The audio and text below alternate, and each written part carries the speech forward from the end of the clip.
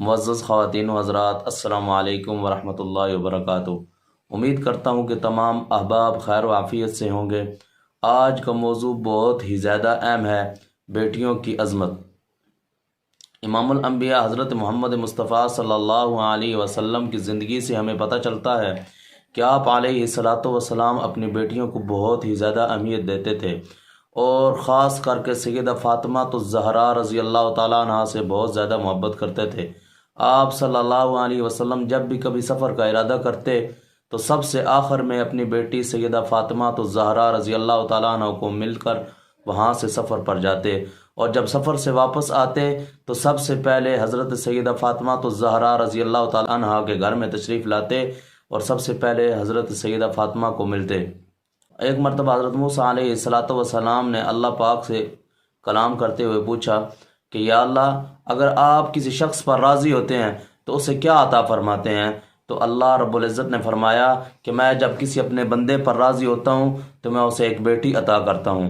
پھر حضرت موسیٰ علیہ السلام نے دوبارہ سوال کیا کہ یا اللہ، اگر آپ پھر اس سے زیادہ اگر کسی بندے پر خوش ہوتے ہیں، راضی ہوتے ہیں تو اسے کیا عطا فرماتے ہیں؟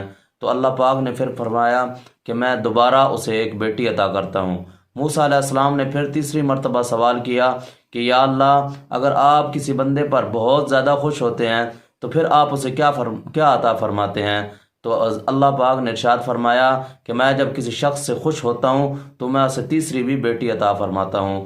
تو معلوم ہوا کہ جن لوگوں کی بیٹیاں زیادہ ہوتی ہیں ان پر اللہ پاک کا خاص کرم اور رحمت سے اللہ پاک انہیں نواز رہا ہوتا ہے کہ انہیں بار بار بیٹیاں عطا کر رہا ہوتا ہے۔ آج کل ہم یہ بہت بڑا عیب سمجھتے ہیں کہ جس شخص کی بیٹیاں زیادہ ہو جاتی ہیں ہم کہتے ہیں کہ یہ تو بڑا منحوس ہے، اس کے پاس نرینہ اولاد نہیں ہے، صرف بیٹیاں ہیں۔ حالانکہ یہ بات نہیں ہے، اللہ پاک کو اس سے بہت زیادہ محبت ہے، جس کی وجہ سے اللہ پاک اسے بیٹیاں عطا کر رہا ہے، اور بیٹی اللہ کی رحمت ہے، اس لیے اللہ پاک اسے بار بار بیٹیاں عطا کر رہا ہے۔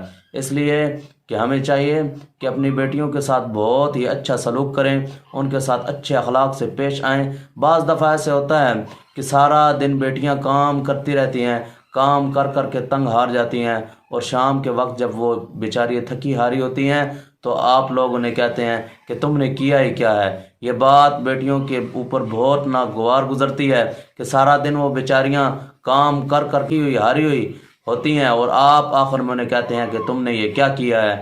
یہ بات ان کے دل کو دکھا دینے والی ہوتی ہے۔ لہٰذا میرے آپ لوگوں سے التماس ہے کہ اپنی بیٹیوں کے ساتھ اچھے اخلاق سے پیش آئیں اور ان کی ہمیشہ دلجوئی کریں، کیونکہ آپ صلی اللہ علیہ وسلم اپنی بیٹیوں کے ساتھ بہت زیادہ محبت کرتے تھے۔